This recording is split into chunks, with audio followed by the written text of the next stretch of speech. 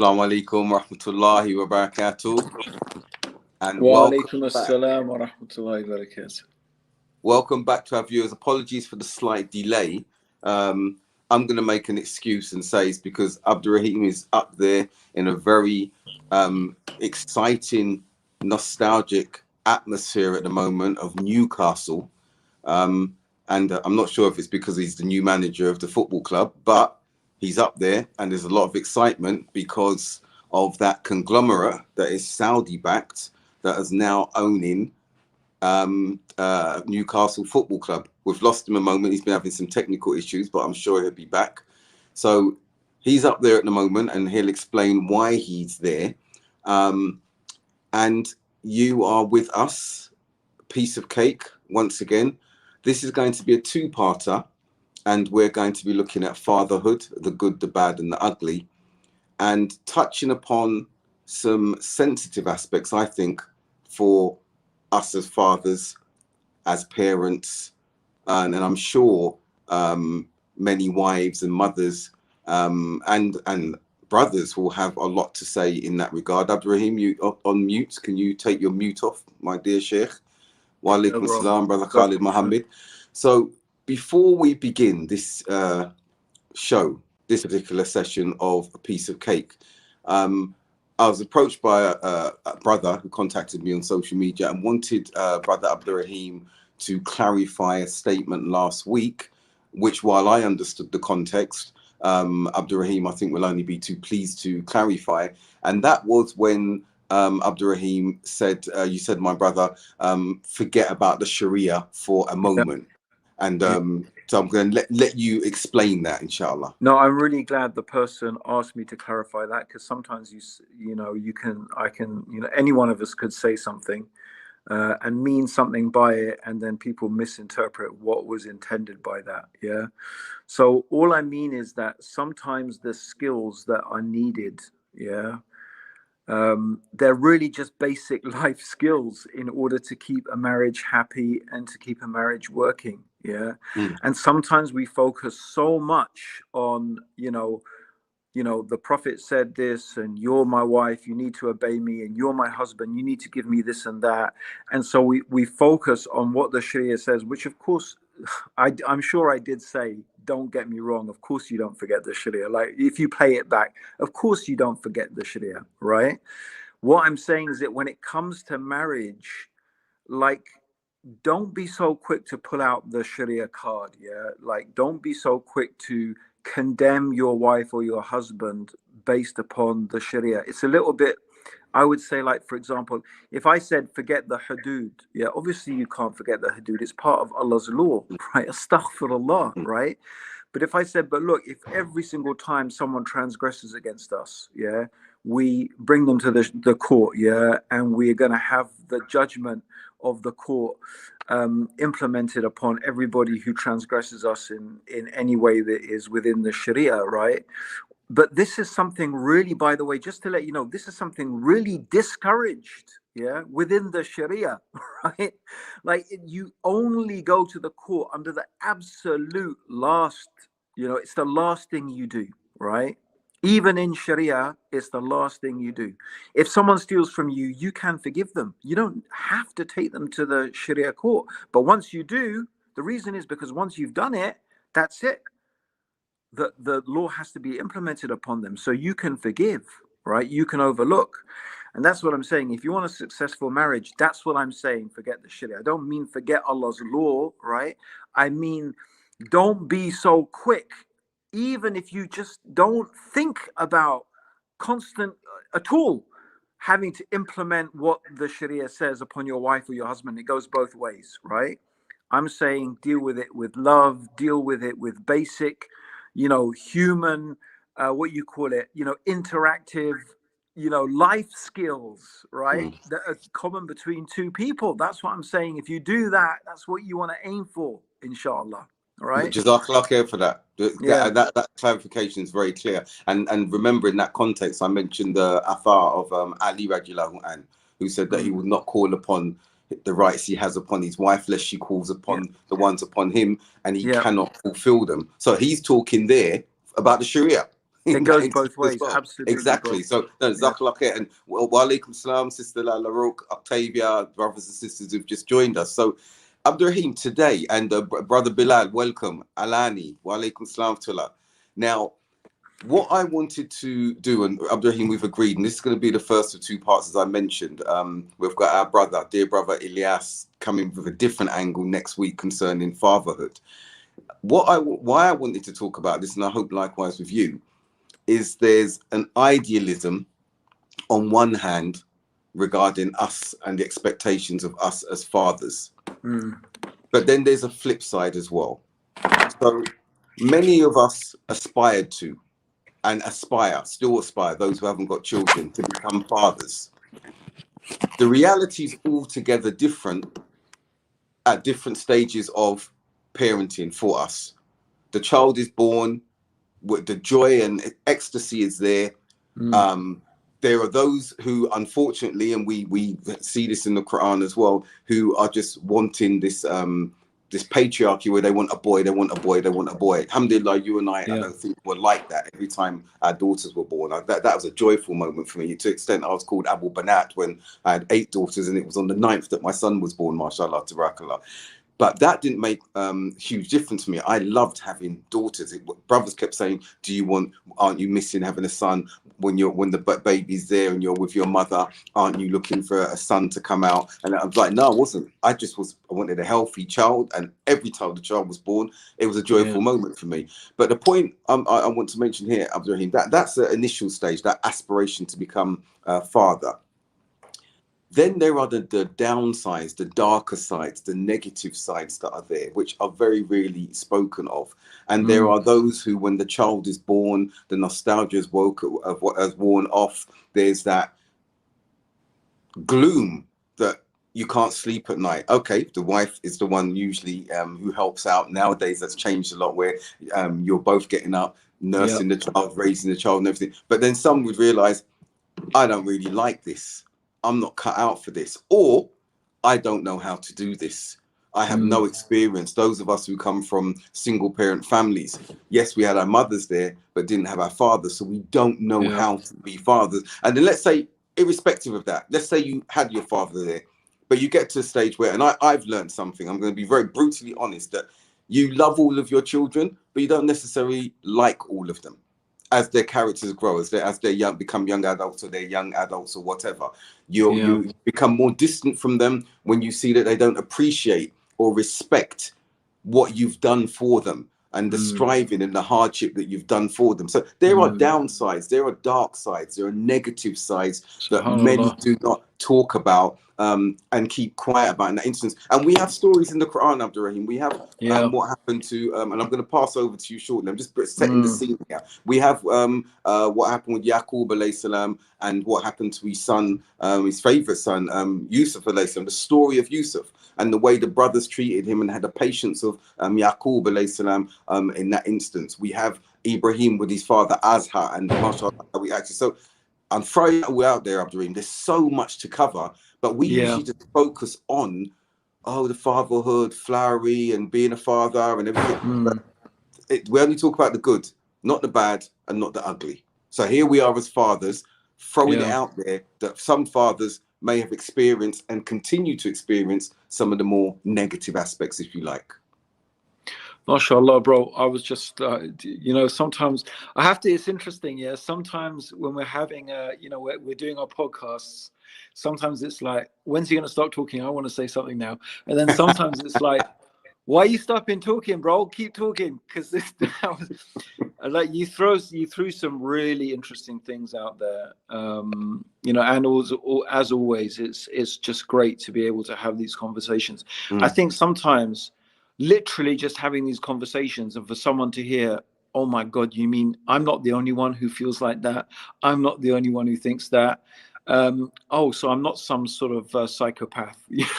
like I'm just an ordinary human being, you know. I mean, sometimes that's just, we may not be offering any solutions, but just to hear that, look, that these two guys involved in Dawah who've been Muslims for ages, and, you know, you've been Amir of Brixton Mosque for years, I'm running I-IRA, you know, high profile, I suppose you could call us, but, you know, we have our problems. We're human beings. We have our challenges. I mean, I don't know, bro. There's so many things you think. I mean, the only thing I thought that I might share with everybody, is that, and I might have mentioned this before, but first of all, I find newborn babies, really ugly. Yeah. I don't get why anyone finds a newborn baby cute. They're really ugly. They get cute when they get a bit fatter, and when they start smiling at you and they recognize you. Yeah. But to be honest, my experience, 13 kids I've had. So my experience with, you know, little babies is that it's like totally mummy territory. Yeah. This thing is literally attached to its mother. And I mean, literally, like, coming out of the womb does not mean it's not attached. Like, it's attached in other real physical ways. And like, that bonding is taking place most of the time. I know of, you know, obviously there's postnatal depression and there's exceptions, but generally, you know, that's with the time when this bonding is taking place. Now, I find that a very difficult stage. For me, I find it really, really challenging, because it's literally, this thing has come and taken over my place. Yeah. I won't deny. Like, and if you've only got one, maybe if you've got more than one wife, it's not quite so challenging. But, you know, like, this thing has become the center of attention. Whereas, yeah, you are used to, in many ways, being the center of your wife's attention, right? And then this sort of thing has, and I'm sure that, you know, Freud must have, Freud and some other psychoanalyst, psychologists, probably written volumes on, you know, what something complex, you know, or they probably got a psychological paternal, you know, infant displacement complex or something, right? That, but look, at the end of the day, it just, you know, you don't need to give it a special name. At the end of the day, it's just very simple, right? It doesn't mean I hate the child, absolutely not. It doesn't go that. I mean, you know, obviously that's my child. It's an innocent, you know, being, but I find it a struggle. I won't, and it takes me definitely a certain amount of time to start bonding with a child. I don't have any strong feelings of attachment. In fact, to be honest, you know, being there and actually, you know, witnessing my wife giving birth probably actually adds another element of sort of, who are you, this thing doing that to my wife? I mean, obviously I know this is Allah's creation. This is the way it is. And, you know, I had this moment when one of my children was born, and I had real existential questions, like, because what my wife was going through, I was really asking, like, why Allah, why is this, you know? I was really honestly suffering, you know. I was really suffering spiritually, emotionally. And then this amazing thing happened, bro, is that when she was born, and she was born on Eid, this child, yeah, she was born on Eid. When she was born, the moment she was born, the nurse gives her the baby to my wife. And my wife, having gone through all of this pain and everything, bro, she looks at her and says, "Oh, my baby, what would mummy do without you?" SubhanAllah. Bro, it was literally this moment, like, even telling it, my hair stands on end and I feel like really emotional, because it was like Allah just answered. I mean, obviously there was that moment, that deep moment, but it was literally a huge answer for, like, not just that question I had then, but so many questions to do with suffering and pain. And like, how much love comes out of how much pain. What a paradox. How paradoxical is that? So that was, and so her name is Ayat, because she literally was an Ayat. She was not an Ayah, she was many Ayat. So yeah, but I mean, it's just about fatherhood, bro. It's just the complications, the problems, the possible detachment, maybe even resentment that some people may feel as dads towards their kids. And I guess it's quite possible that unless you get a grip with it and you have something to balance it out, like your realization, this is an innocent being, this is a pure being, you know, it's not guilty of anything, right? But it's easy to see how that may, for people who perhaps are not so skilled in self-mastery, you know, and they don't have that grounding, that could easily turn into something, you know, really more unpleasant, right? That Right. resentment could build and build and build. And I think everyone needs to make sure that if they find that happening, they need to get help, and, you know, they need to be able to talk to someone about it. That's my experience anyway, No, bro. it's such I mean, like I'm sure. and as usual, your brutal honesty. That's why we're here. I think this is one of the things you and I share. But what you said, there's some things you said that I think are amazing. What you said about that moment, about the questions you were asking concerning your wife and everything like that, when the pain she was going through. And between us, we've got a lot of children. You've got 13, I've got 16, mashallah, tabarakallah. Mashallah. And 10 daughters, 6 sons, mashallah, tabarakallah. But what you said there, that still Bro, stands true now. That still stands, because, for example, now with my children, I say to them, you disrespect your mum, even my ex-wives. You disrespect your mum. Remember, I knew your mothers before you. They're my wives. You need to, my ex-wives, should I say, and I knew them before you. So how dare you disrespect them? How dare? And my children are shocked. They're like, but we're your children. Yeah, you're my children, but they were with me before you were even in existence. So do not even disrespect them in any way. So what you're saying at that early stage, when the baby is coming out, it's just about to be born, I'm still like that even now, even with my ex-wives. There's that attachment that was there, that it pre-existed the birth of my children. So, but what you're saying as well, I disagree with you, but I'm glad you said that, because it's a good point. I find newborns and everything beautiful, the vulnerability mashallah. and everything there. I think my challenge. I mean, you know, when I say newborn, I mean the first, literally the first, like, Oh right, yes. No, I know, the first yeah. week or something like that. The Mashallah. first So 2 for me, weeks. no, I see that vulnerability. I see that for me, that care, that nurturing. Like, for example, my son, Mashallah, my first mashallah. child was born after 9/11. Ilyas, he's with me now. He's 20. He was born 9 days afterwards, and I remember the Really, protectiveness. bro? 9 days Mashallah. after, yeah. So, and in Croydon, May Day. So we were really apprehensive about what would happen. We're so visibly Muslims. Some brothers waited downstairs at the entrance of the maternity ward. I was upstairs. Mashallah, the midwife was really, she could sense our nervousness. So she just said to my wife, "Don't worry, there'll be always someone here watching on the door," everything like that. And so that vulnerability at that particular stage, that protectiveness I felt for him, like I felt for all of my children, is something that I felt in the early stages. It's later on, when you see, I think the mothers they're always closer to the child. They're always, when you feel there's an enabling with bad behavior, when children are developing to an extent where they're testing the waters and everything and being spoiled by their siblings.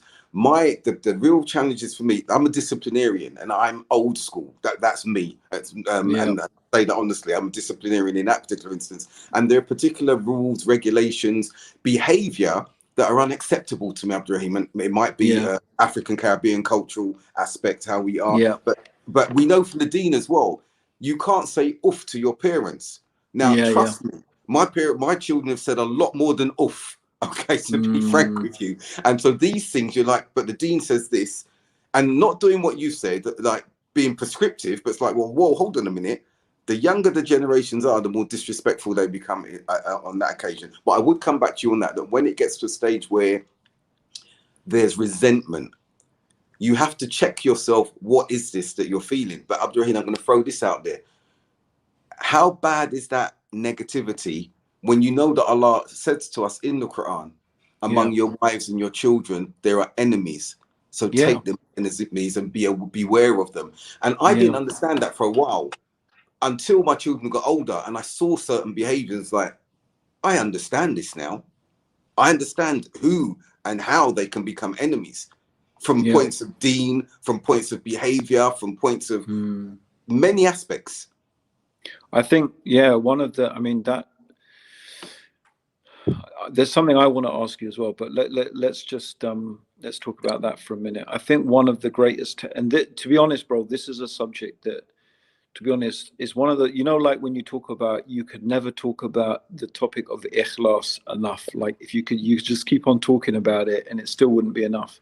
I think one of the big issues, and you and me are very familiar with this topic, is the whole topic of tribalism and asabiya, of tribalism, and what a horrific disease it is. Right. And as the Prophet said, it's sallallahu alaihi wasallam, it's something that will never leave the ummah. It's always going to be. That's not an excuse for it, by the way. Just because the Prophet said it's always going to be there doesn't mean it's acceptable. That's right. But yeah, I think that's the fitna of children. The fitna of children, for me, the big fitna is that you will overlook things in them that you should not overlook, and that you, even worse, how about if you support them in evil and wrongdoing? Right. And it's interesting to say about you being a disciplinarian. That's a very interesting topic of discussion, right? Because I think that it opens up this whole subject of, well, the whole topic, fatherhood, the good, the bad, and the ugly. And I guess what is maybe potentially ugly, I mean, you could, at least for someone looking at from the outside, is that responsibility that you have as a father, that you do. I mean, generally you are expected. I mean, funnily enough, in my house, it's my wife who is the disciplinarian. It's like literally I have to intervene sometimes, because like she could just take it too far. I mean, she was brought up in a household where she was beaten a lot as a girl as well. Like, I find that extraordinary, but that was what happened in our household. They were just beaten. I mean, mercilessly, right? I was only beaten by my dad once, right? And even then, when my dad was doing it, my brother literally came in. He was grabbing my dad's hand and telling him to stop it. But I tell you, by Ya Allah knows, I deserved that beating, right? I mean, he was restrained. Like, I deserved it. I was being a real idiot. But that's only once. I like my parents, never really raised their hands to me. I was not brought up in a household where that happened at all. In fact, to be honest, maybe my mum screamed at me a lot. My dad almost never, right? I mean, like, he would explode once in a while, and and then calm down after. Like, I'm like that, really. But disciplinarian, definitely. My mum was. That's interesting, because my mum was more the disciplinarian than my dad. But both of them were relatively chilled, as you might expect from sort of liberal, middle class, white people. Just, think of the stereotype. Yep, it's not that far wrong, to be honest. But then obviously that's so important. But what do you think, bro, about the ugly side, from the point of view of the people looking at you and thinking, you are ugly, that discipline, why are you treating your children like that? How can you good question. Be so tough? That's a good question. From the outside, it's looking ugly, isn't it? No, even if your children get older and they're millennials and everything, they may think that. For me, Abdurrahim, I've questioned that, and I'd say to myself, but you use the term very interesting. Sometimes your father would explode, but he wouldn't smack you in that, but he would explode. Any parent who's exploding and losing their temper while they're disciplining their children in whatever way you want to call that discipline, verbal or physical, that's wrong, because they should never be losing their children. They should be focused. And that if you're disciplining your child out of anger, then you're wrong. Then it's wrong. If you're being disciplinarian where you're saying the child has to learn a particular lesson, or not learn a lesson, but it's something they know, because one thing I disagree with. When you discipline a child for something, or young man, young girl, for what they don't know what they've done wrong, that's incorrect.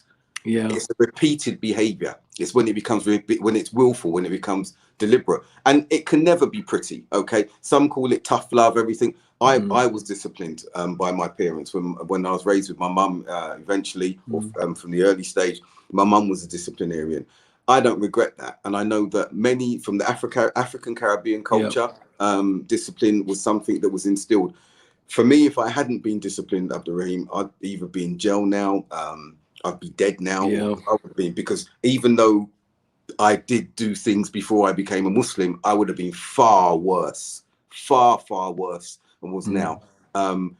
With parenting, or from what I learned, is that there had to be a parent that you not feared from discipline, but you respected the point that you knew you cannot go over the line, you cannot step over the line. But okay, so when you say a disciplinarian, bro, can we get like a bit more to the nitty gritty? So like, what is your way of dealing with, you know, a child who is clearly being rude? I know every child is different, obviously. I know that, but in general terms, what I'm trying to get at is a little bit more of the details of how would you, how can you say it? What's the literal practical steps? Give us an example, a scenario. Such and such did this and that. Okay, let's say how would you discipline them? What would you do? What punishments would you give them, if any? Right. So initially, there would be asking them, did they know what they were doing? Right. If they didn't, explain that to them. Let that explanation continue over and over for a few times. But when you saw that this was a willful, like lying, for example, or stealing, my children are thieves, but being dishonest about doing things, or in that, and explaining from the dean, explaining practically, explaining morally in those ways. And then that builds up into something where it's causing others harm. You're causing others to get into trouble. You're causing problems for others in this way here. Now, the next stage will be a warning after that. If that's going to continue, you will be smacked. It will proceed to that point of smacking. But before that, maybe a stage before that, grounding, not speaking to them, not giving them the treats and everything that they will have, then the smacking. And sometimes... So, okay, you would call disciplinarian applying some type of physical force? Yes.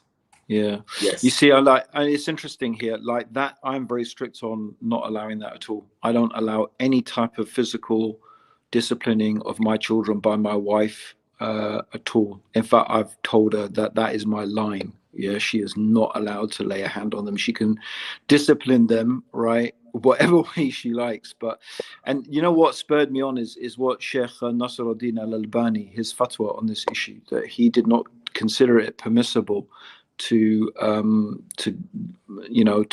deliver any type of physical punishment except for abandoning the prayer. That's the only thing that he allowed a person. And the reasoning is, which I think is a very sound reasoning, is that physical punishment is literally the most severe thing that you can do. And if you're going to punish them for other offenses, like, the problem is you make abandoning the prayer, like, how do you make it more serious? How can you make them understand that the evil of abandoning the prayer is way more than the evil of, I don't know, whatever other thing that you've punished them for, right? And I think this is the issue, one of the issues that definitely, that I don't think I struggle with it, but I definitely think my wife struggles with it, is consistency. So she's quite disciplinarian, although I have a line on physical punishment, but she's a very strict, disciplined person.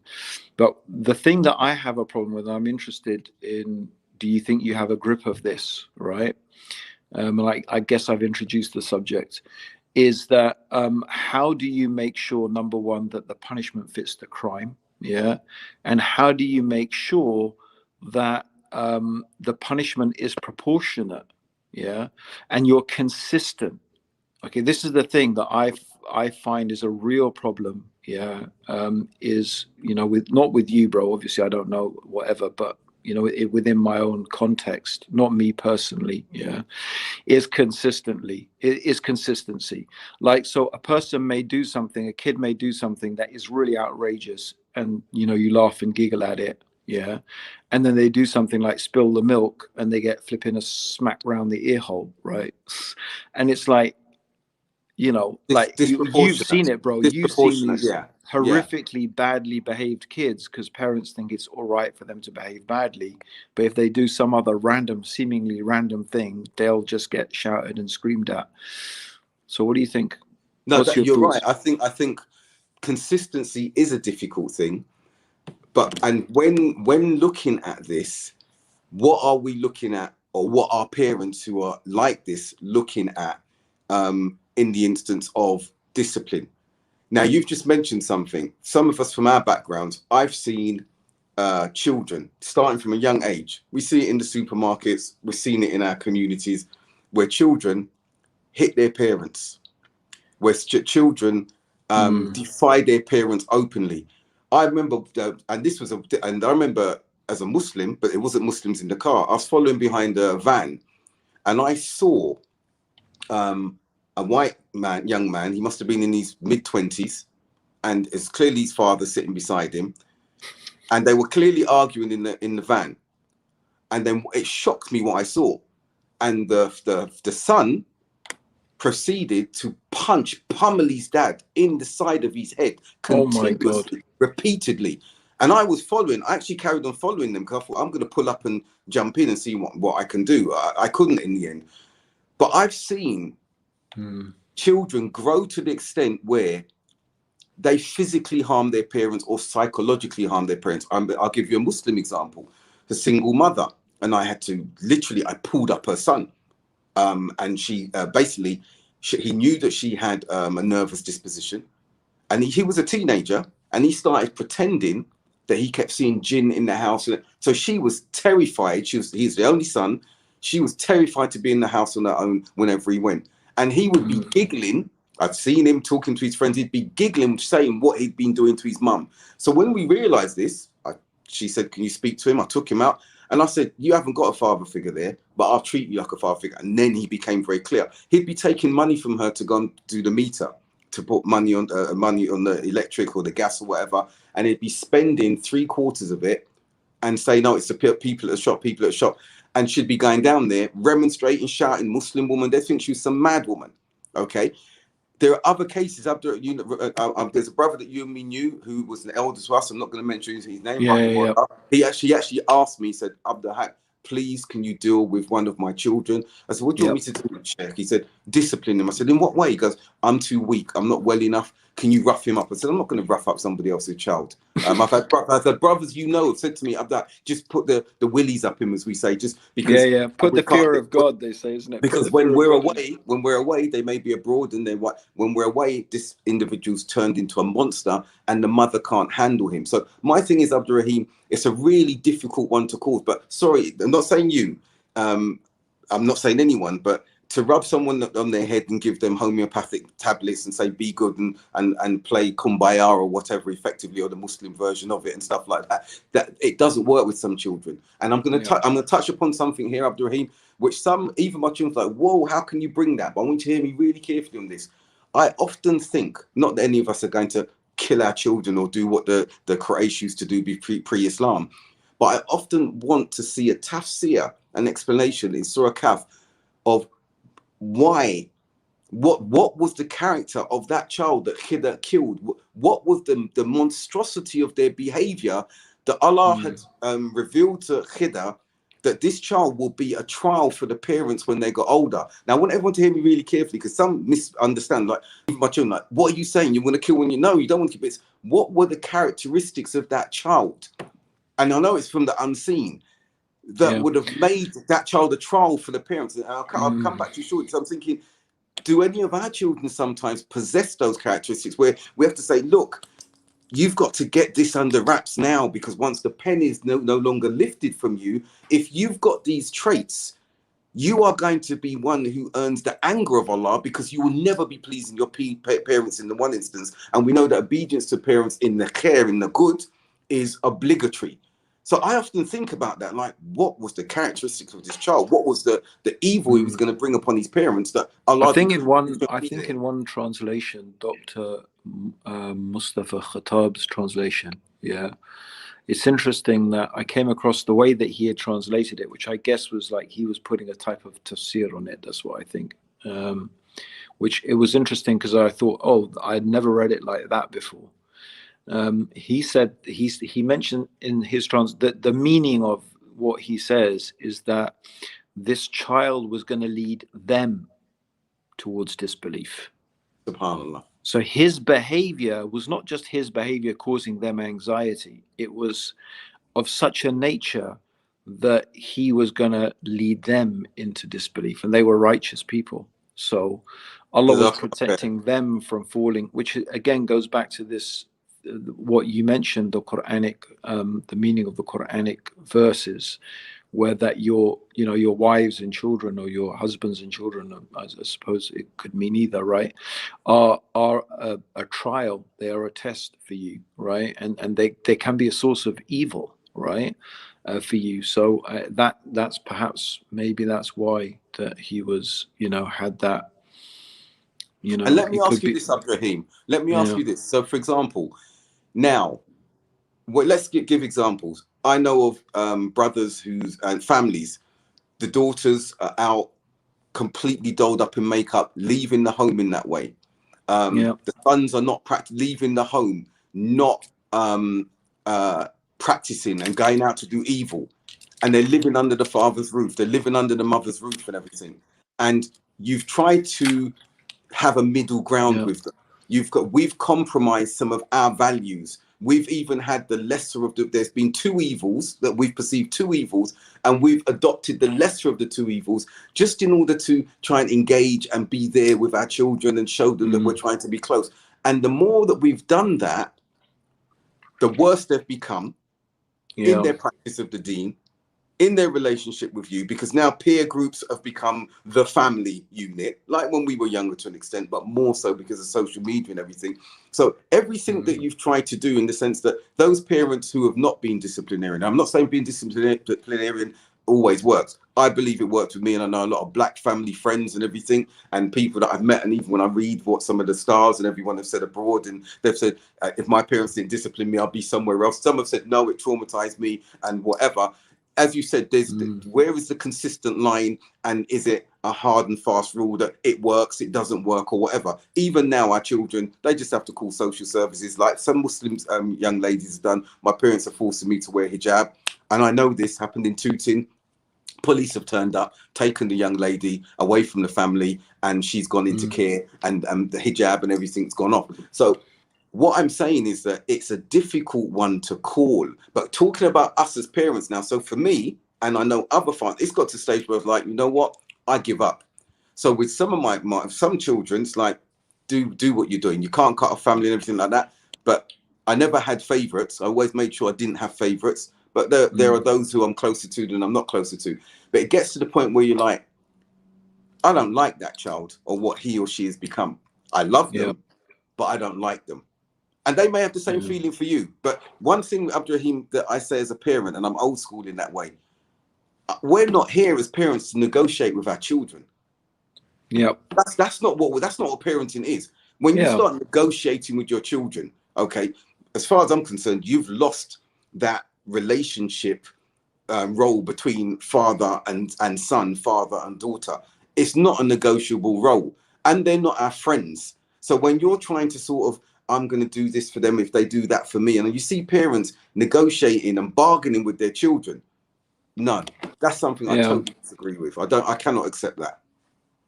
Yeah, I mean, I think my attitude is a bit different. I think that, like, my attitude, I try to have this attitude. I wouldn't say I'm that consistent about it, but and it's interesting because I think it ties very much into what you were saying about you love them, but you may not like them. And it's a bit different. I think, like, first of all, there's a stage when children are not children anymore. They're adults. And I think personally, I think it's really problematic when you don't treat them as an adult. And then you complain, why are you behaving like a child? Because you keep treating them like a child. Yeah. Right. And like, I find a lot of this sort of this psychosis, I know that's not the right word, but this sort of almost schizophrenia that people have in the way that they treat their children. On one hand, they want them and talk to them and expect them to be like adults, yet they'll constantly, interact with them and treat them as if they are children. I don't see how that is healthy on any level. And so from my perspective, like, although having said that, with my kids, to be honest, when my girls, when their periods start, I say, you're a woman now, and that may be young, like they may be 13. I know they're not really a woman, right? In the sense that we may think of it.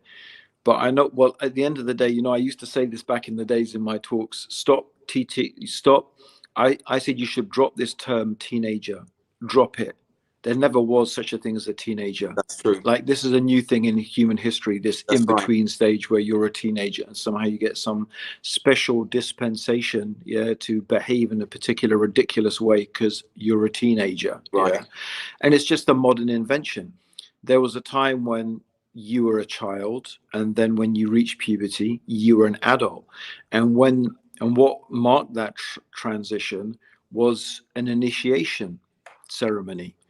The Maasai men go out and kill a lion, right? Some people have to go and live out in the forest and the jungle.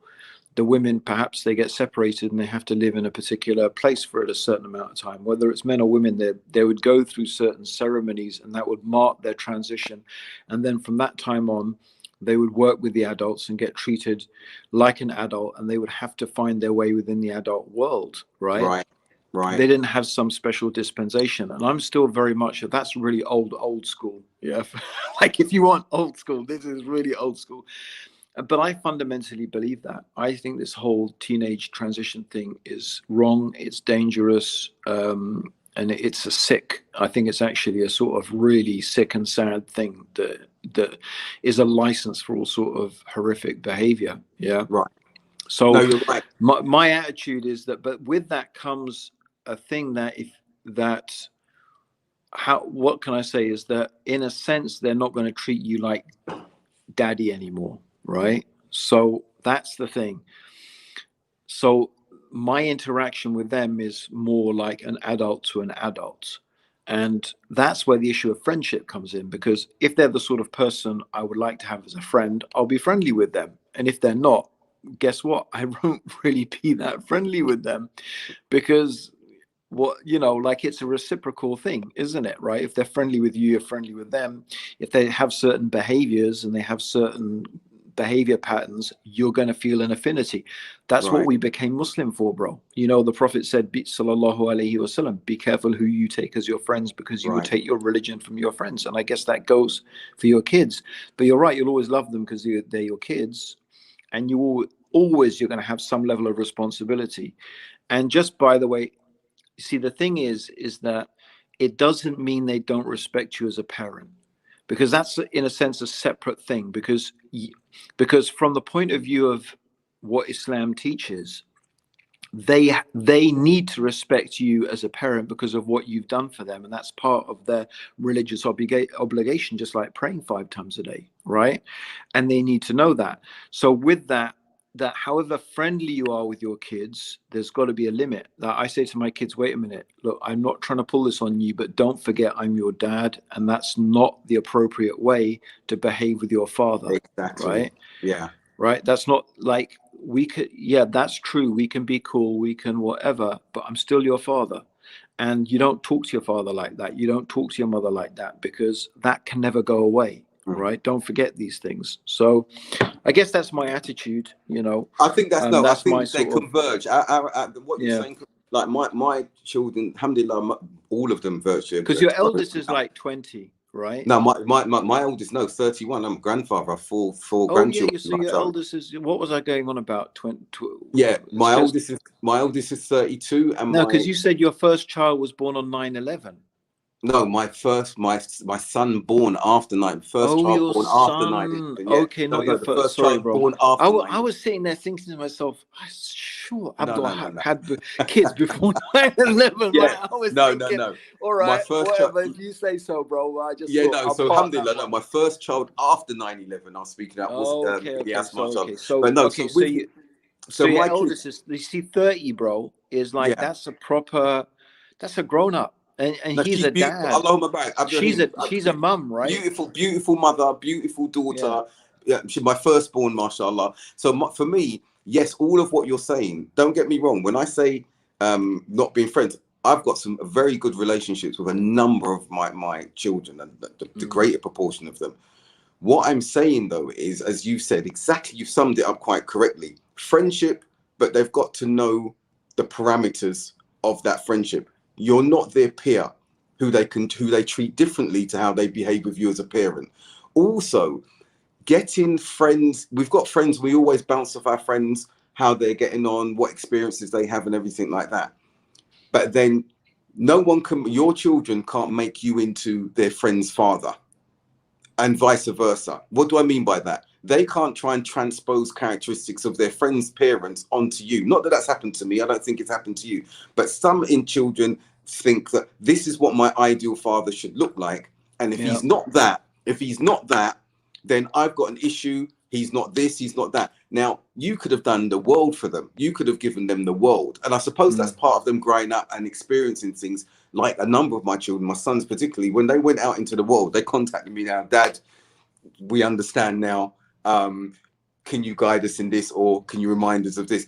And that's part of the growing up process. And I appreciate that. I really do appreciate that. I think what you said about the teenage phase is something that is a lesson, and I agree with that entirely. That's a lesson for us all, because as Octavia has highlighted, that is a time period, an excuse for them, like you've said, to do horrendous behavior. I know I was a monster when I was a teenager. I could be a charming one at that, but I was like, I'm a teenager, I can do what the hell I want.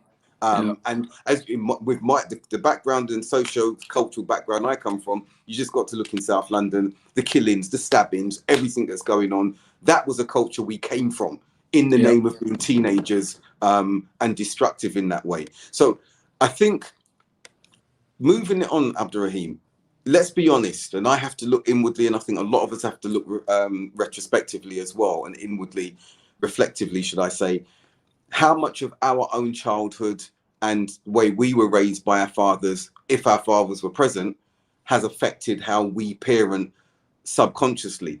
And sometimes I think to myself, when I'm being a particular way with my children, I've been stern with them, I'm like, my mum and dad divorced when I was young, when I was about 8-9 years old. And he left the country when I was 13.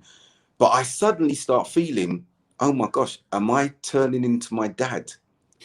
Because I wasn't very close with my father. Okay, I wasn't close with him. When he died, and he was in the UK when he passed away, and I was by his deathbed, moments before he died and everything. We weren't close. It wasn't something. Was there remorse when he passed away? There was remorse. He's my dad from a biological perspective. There was remorse that we could have been closer if our relationship had been better, as close as he was to my younger brothers from his last marriage, and my older brother. I was the middle child, black sheep of the family, still am now. So all of that. But so for me, I started looking at things and saying, am I adopting, even with my mum? Because my mum was a disciplinarian, but she's very warm, she's loving, she still is now and everything, but she was quite strict. And sometimes I hear echoes, something comes out and like, I sound like my mum. I'm being as strict as my mother. I'm being as strict as my father. And does that make me feel happy? No, it doesn't. When my wife is telling me she sees particular traits in my sons, the good, the bad, and the ugly, and she says that this one particularly resembles you, not only in features, but in his fearlessness and his arrogance towards me and his defiance and everything like that. And I'm like, no, he doesn't resemble me. She goes, he does. This is you. This is you. So, and I'm like, whoa, hold on a minute. If I was like that, I must have been a monster when I was a child. There's all these things that come back, and it's difficult when you are looking at yourself as a father, as a parent. So some of us, some parents, and I'm going to say this, Abdurrahim, I don't know about white fathers. One day I said, no, more than one day, recently I said, I know why fathers sometimes get up and disappear. Yeah, I know what, and it shocked me that I had that. I've never done that. I've raised all my 16 children. But I know why now. So like to say, well, hold on, I'm not appreciated. Yeah, I've gone through all of this. All these children have grown up. Yeah, and I'm not appreciated. Totally get that. And you know what? That. So I realize now, and I've read about black fathers, white fathers. I don't know about the South Asian community, but white. They've got up and they've just disappeared. That's it. I'm gone. And they don't give an explanation, but they've left a seemingly good home. I mean, I to be honest, bro, I go through that thought goes through my mind a lot. And it really does. It really does. Like I sort of said it, used to joke about it, but I think it's one of those things that's probably true. If like I hadn't become Muslim, I probably would have been a beach bum. you know, like literally, you know, hanging out on the beach, surfing, windsurfing, you know, whatever, just like living what people think is the best life, but it's actually just a trashy life. But at the same time, it's this life like lacking any real responsibilities and just literally indulging in, you know, the pleasures that this world has to offer. So like, you know, the commitment that comes with fatherhood and the commitment that comes with marriage, it doesn't come necessarily that naturally to me. And to be honest, I mean, I wish I could be more like my dad. Yeah. As a father, yeah. Well, I'm alhamdulillah became Muslim, but like I always often say that the only thing I can think about my, you know, my parents, that was, if I was going to say there was something wrong with them, it was just that they weren't Muslim. I mean, they parented me really, really well. And considering, you know, what I went through and how they dealt with it, I look back on it and I think they managed it. They managed me amazingly. They parented me really, really well. And, you know, like I have so much to thank them for, you know, the good side of me that, you know, that there is, and including, you know, sticking around, you know, and being there for my wife and my kids. My very strong tendency is like, and I think my wife knows it, that's why she sort of lets me go out mountain biking and do things and go on my dower trips, and you know, I have to have these adventures in my life, you know. Because yeah, I literally could. I honestly, bro, this is, and I've had these conversations with my wife generally about men, and maybe this is an interesting thing. You know, because it's about fatherhood.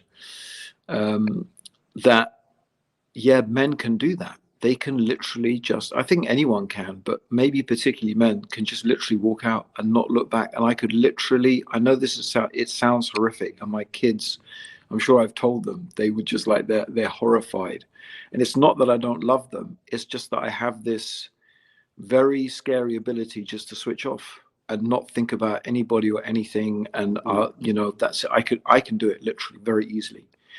And it's interesting, my wife said, I think men have to be able to do that because men are the ones who have to go out and fight wars. And if they're thinking about all the time their kids and their families, how would they ever be able to go and fight a single battle? How would they be able to go and leave their families and go and fight wars? Because that's what men have been doing most of human history, right? So you have to have some ability just to sort of switch and just be in a different place, a different mode, a different zone, you know? Yeah. And I guess a lot of men come back from Octavia's these wars and they're just stuck in that zone. They don't know how exactly. to switch back again. Octavia's disagreeing with us, and I think Octavia. Yeah, no, I'm great. You need to look, Octavia, our proffer, that you need to look from outside the paradigm that you're looking Yeah, Octavia, at. we're not saying, sorry to interrupt, bro. Octavia, don't get us wrong. We're not blaming the children. Yeah, we're just That's talking right. about the psychology of the man. Yeah, it doesn't. Yeah, it's not the children's fault. It's just how the man's brain can work. Like, you know, people may say women are a mystery and you can't understand them. Well, I think men's, if you look at it, it's not that hard to understand. We're just telling you how men Think. their brains are. Yeah. Yeah. Yeah. And it's not That's about all, being strong. Octavia. That's not about being stronger or better than that. It's so at the end of the day, Octavia, with women, mothers, they deserved respect. The Dean says that 3 times the rights the mother has over the father, as we mentioned Yeah. last week, and that's drummed in. Paradise lies at the feet of the mother, and all of this, it's drummed in and everything. With the father, it should be a given. Yeah, the child may think they're to blame, but the child may think they're Octavia's to right. blame for she's right in that instance. But the point is this. Okay. I think she's right in saying it's a weakness. It's a weak man. It's true. I agree with her. It is a weakness. Yeah, it is. That's what you're because basically when you do that, most of the time you're just giving in to your whims. You're giving in to your desires. You're just not taking the responsibility. So, okay, let me ask this, Abdurrahim, on that. So yeah, we have the mothers talking about mental health, well-being, needing space, and everything like that. So that the father can't have that particular feeling that. Well, hold on a minute. When the wife is unappreciated, you hear everything about it. When the mother is unappreciated, you hear everything about it. So a father can't feel that way. Okay. yeah, And he if he can. I think that's a good point. let You me need to so re-emphasize that point, bro. yeah, he articulates it. It falls on deaf ears. It falls on deaf ears of the wife. It falls on everybody's deficit, and he just says, "I need this space. I'm going to do me because I appreciate me."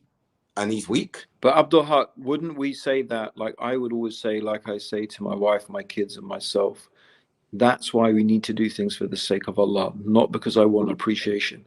You're a good father because Islam teaches you to be a good father, and Allah will reward you for that.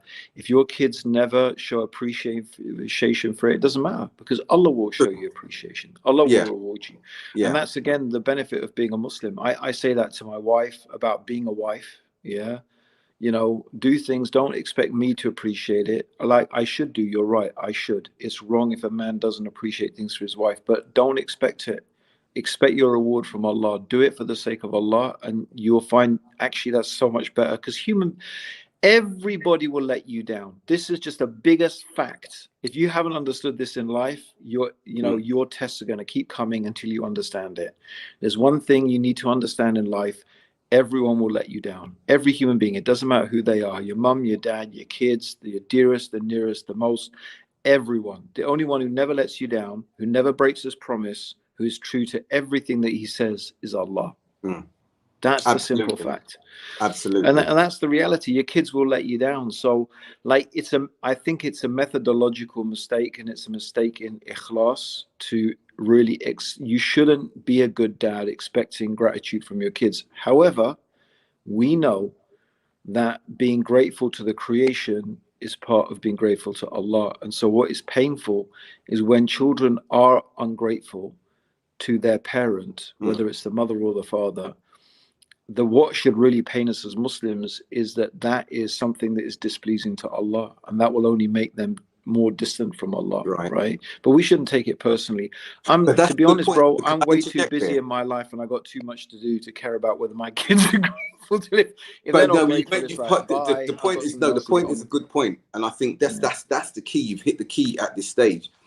That the disappointment, the upset, is when you see that detachment from Allah, and that's all you've tried to raise and inculcate in them. So when you see that, as I said, coming back to it, when you see the daughter without hijab, when you see, and it's not just, I'm not talking about myself, I'm talking, I've seen brothers and fathers and how bereft they are, because you've done all of this to nurture and inculcate them in them. So the daughter's not wearing hijab when she goes out of the home. We know the hadith about the veil being removed between her and Allah, wearing makeup, dressing in a way that is not pleasing to Allah. The son is behaving in a particular way when he's going out of the home, and you're witnessing that out of you. So your disappointment and your upset is not for yourself, and we're not trying to live our ideal self through our children. And parents who do that are wrong. You should not try and juxtapose or transpose what you wanted in your own life onto your children. Any parent doing that has to press the reset button and re-examine why they're parents. But when you see that your children, not that they're not practicing the deen as you are, but they're not even looking at the rudimentary understandings and everything, because they're seeking an altogether different reality. But Abdurrahim, what I would say, this has been good. This is another bro. This is another good topic. Like, next week we got a part 2. But the point I want to highlight here, Abdurrahim, Abdurrahim, what is a good father? Now, I'll be frank. For me, that's something. I don't think I'm a bad father. I don't think I'm a brilliant father either. If I'm being honest, I'm judging myself. I don't think I'm a bad father. Some would say you are, because you're a disciplinarian. I don't think I'm the most perfect father. Others would say, who know me and some of my children, look at what you've done for your children. What is a good father? I think a good father is when your kids say that you're a good father. That's all. That's sort of it at the end of the day. What if they're split down the middle? If your kids thought you were a good dad, then that's a pretty good indication that you're a good dad. What if you've got 3/4 saying you're good and a quarter saying that you're not? Yeah, I think it's still pretty. It's pretty sure you're a good dad. You've got to pay attention to that quarter. I think you got over 50% saying you're a good dad. You're a good dad. Like, if no one's saying you're a good dad, you're a bad dad, pretty much. But I mean, look, with you and me, we've got large numbers of kids. A lot of people have only got 1 or 2 kids, so it's a different category of measurement. If your kids are just, sometimes they're just literally ungrateful brats, and that's it. And shaitan has taken them astray, and it doesn't matter. Like you said, you've done everything for them, and they treat you like rubbish. That doesn't mean you're a bad dad. I'm not sure you can measure it, because at the end of the day, I think you shouldn't measure it. You shouldn't try to measure it by the results, because No.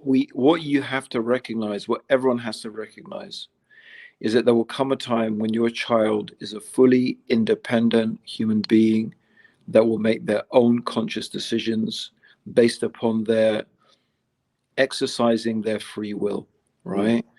You are not responsible for that. You can That's put right. everything into them. You are not responsible for that. They have made their own decisions. Otherwise, free will and choice wouldn't mean anything. We could just turn our kids into Ottomans and robots. We just put in the program, we get out the result. But human beings are not like that. They're not supposed to be like that. That's it. That's the whole meaning of agency. Yeah. Yeah. So, you know, we can see, look at Nuh alayhi salam. Who is better than Nuh? Yeah, his son didn't want to listen to his dad. No, I'm going to swim to that mountain. You know, is Nuh to blame? Was he a No. bad dad? Very Astaghfirullah. true. Very true. And then Absolutely when we look not. at Yaqub as well, what Yaqub's children did, Yes. and they're like, Look our at children that. haven't done that. But then look at the outcome at the end. From Yeah. them came Al Asbat when they came back to their father repentant and to Allah first and foremost. And we see the ayah in Surah Al Baqarah when he said, "Who are you going to worship after I'm gone?" on his deathbed. And they said, "We're going to worship the Lord of And our that's father." it, bro. You Yeah. hit the So nail on the head. The that ultimate, is the it. ultimate thing is, the bottom line is, just like everything else, you know, you got to give dawah to your kids. You got to invite them to Tawheed. You got to invite them to Allah. You've got to give them all of those opportunities to connect with Allah, right? And I guess that's got to be the most important thing. When you see a glimmer of something that may be shirk, you correct it. You see, that's the thing, right? We'll make a big deal about a whole bunch of things, but someone says something that is shirky or does something that has that, and it's just like, yeah, whatever. We don't even give it a time of day, you know. SubhanAllah. So I think that the key, like, we always have to remember, that's the most important thing. To be honest, when it comes to things like hijab and these things, for me, these are relatively, compared to the issue of Tawheed and Shirk, they're not that big in the scale. Right. And I can totally understand a girl, or, you know, in this day and age, who's going to really struggle, where I don't think dads should beat themselves up about that. Honestly, I don't beat myself up about it with my daughters. Yeah, some of them do. Some of them it's very iffy hijab, yeah, and you know, we advise them, what can you do? I understand the struggle, like, the struggle is real, and that's not a joke. That really is real. Right. And I don't think often they don't do it out of rebelliousness or wanting to displease Allah. It's just that, like most human beings, bro, we're social animals. We find it really hard to go against the grain and to stand out and be super different from everyone else, right? Right. We just want to fit in. At least, you know, not to stand out too much. So that's how the hijab, but it's there and they're proud of it. But, you know, you and me wouldn't define it as a hijab. It's like, that's not hijab. But, you know, at least they're doing something. Yeah. And And for it's more them, than the head covering. I'm joking. The yeah, of hijab is more, course it is, bro. it's the Like, state of the heart. listen, let's And not get into yeah, that topic. But that's the right. point that I'm trying to Yeah. say, bro, is I understand where their struggle comes from. And I don't think you or any other Muslim dad, especially from our generation and group of people who have tried really hard to bring them up a certain way, we should not beat ourselves up too much and think that, like, don't think too bad of your kids either. That's the other thing I'm trying to say, is because they struggle with something. Don't make it too, if they started worshipping idols, or they, you know, astaghfirullah, they followed another religion or became atheist, or even that, to be honest, even that, I would say, don't beat yourself up. Like, it's not your, like, they, like, it goes back to what I said, they have agency, they have free will, they're going to make their choices. You've done your best. The only question you have to ask yourself, and this is what I would ask a lot of Muslim parents, and I have been, bro, you and me, we've been asking these questions and getting parents to ask these questions since we started our dawah, right?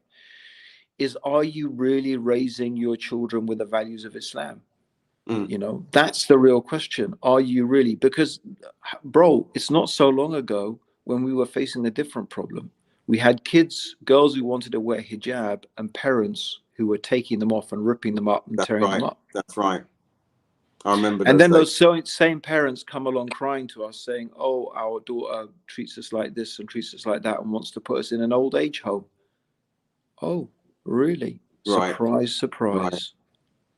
Yeah, no, those days were not that far. Now, Abdurrahim, as usual, this has been a fascinating discussion, and brothers and sisters and non-Muslim guests who are looking in and watching, you'll see Abdurrahim and I, we share personal thoughts, personal experiences, which is a big thing to do. Actually, I didn't plan to share some of the things that I shared, and I'm sure Abdurrahim didn't, but that's part of being transparent. One thing that you'll see with Abdurrahim and myself is that we wear our heart on our sleeves, warts and all.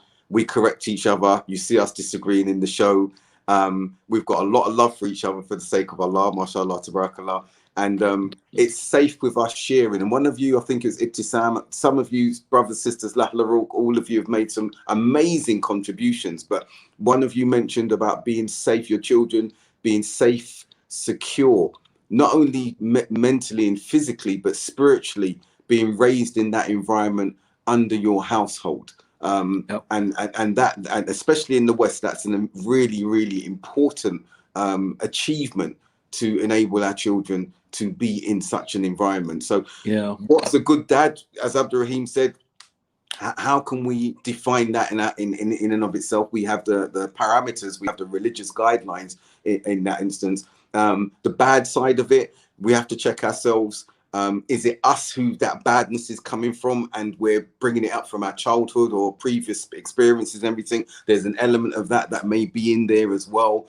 Some of you may not have heard that phrase of loving your children but not liking some of them occasionally. Yeah. That's a reality that's there. And I think what Abdurrahim was saying about the detachment issues, that on what I said about fathers and everything, can be, all of these are things we want to share. And for the sisters who are wives, who are mothers raising sons who are going to marry one day, if this show can help in any way, just to lay it out there, then I hope we've achieved that. And there's going to be a part two. Ilyas is an expert in some areas of parenting, fatherhood that he looks at in this field. And John Fontaine, John, you always come with these gems of questions, and maybe you should come on the show yourself. What advice would you give to your younger self in the early stages of fatherhood? That's a fantastic classic question. podcaster's question, bro, isn't it? Yeah, that's right. So I will summarize it in this way, and I'll let Abdurrahim conclude on that.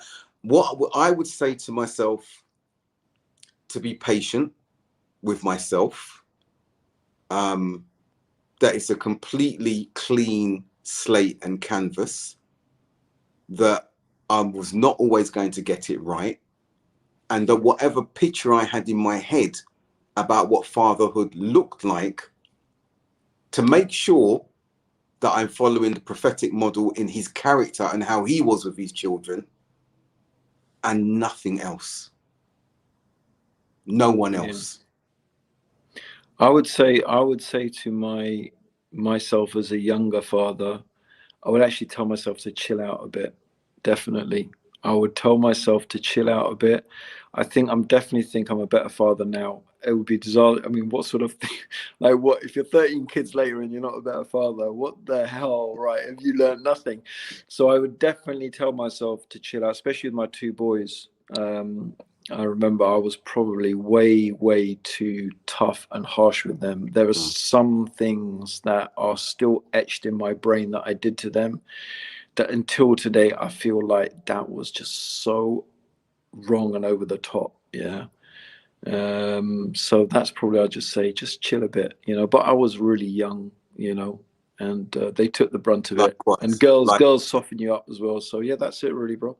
Jazakallah khair. It's been amazing, bro. It's been another, bro, we have a discussion like that, and I feel from our discussion, right, it's like the Hydra's head, except that's probably that's a negative example to give. But you chop one off and like another 5 come. It's like we deal with this topic and another 10 topics come out of that one topic. It's just like, but yeah, it's been a fantastic discussion, bro. And Jazakallah khair. It's been so interesting as always, bro, listening to what you have to say. And I love it because apart from anything else, bro, you always get me thinking as well. I love that. It doesn't happen that much these days.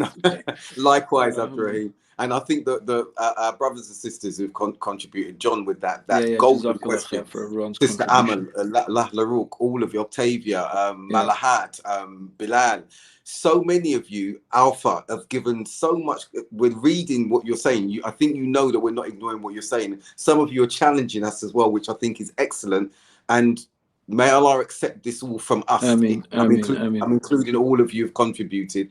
And we look forward to seeing you next week for a part 2 of this fatherhood. Now, sisters, when it turns on to focusing on our sisters, on women, remember, we're not going to come from that major patriarchal misogynistic perspective, but we are going to move down that direction. So you need to be ready for that as well, inshallah. So you didn't offend anyone, Octavia. Don't worry about it. Not at all. We like your interaction. Okay, bro, that's it from me, inshallah. Bro, it's been a pleasure. This is Abdurrahim Green, and that one over there is Abdul Haq Baker. And this has been a Piece of Cake. Assalamu alaikum wa rahmatullahi wa barakatuh. Wa alaikum salam wa rahmatullahi wa barakatuh.